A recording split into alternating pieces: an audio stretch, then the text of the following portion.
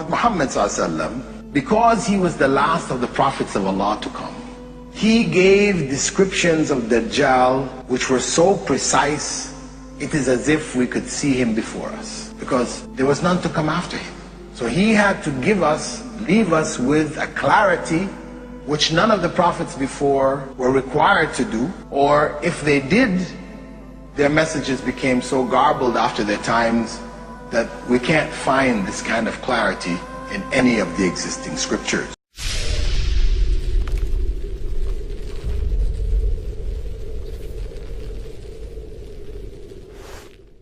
Prophet Muhammad ﷺ used to refer to him as Al-A'war, one who was blind in one eye. And he described in more detail that his right eye will be like a floating grape, shaking in his head, not in a fixed position. That will be his blind eye. His left eye will also be defective.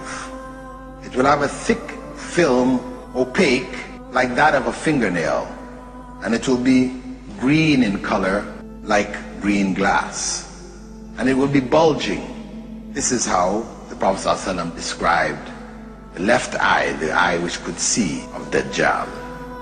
He further went on to describe his complexion, saying that he would be ruddy white, like the people of the north, the UK, Finland. Very white, so much so that their skin has a red tinge to it. And his forehead will be prominent, protruding, and his neck wide. He will be short and stout, be young and very powerfully built, and his back will be slightly hunched. And when he walks, his feet will be set apart, not walking feet together, unusually far apart. And his hair will be curly, locks, which look from a distance almost like snakes coiled on each other in his head, big locks. He will also be sterile. He will not have any children. According to the Prophet ﷺ, he most resembles a particular individual by the name of Abdul Uzza ibn Qatan from the Mustalaq clan of the Khuza'a tribe, who had died in pre-Islamic times.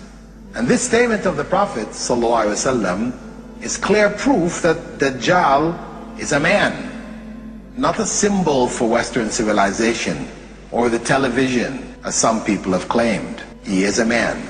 Prophet Muhammad ﷺ went on to say that disbelief will be written between his two eyes, which will be recognizable by both literate and illiterate believers. The letter kafir will be written there. The fact that only Muslims and the believers will be able to recognize it, this doesn't mean that it is symbolic. It just means that Allah will have it in such a way that the believers will recognize it and others won't.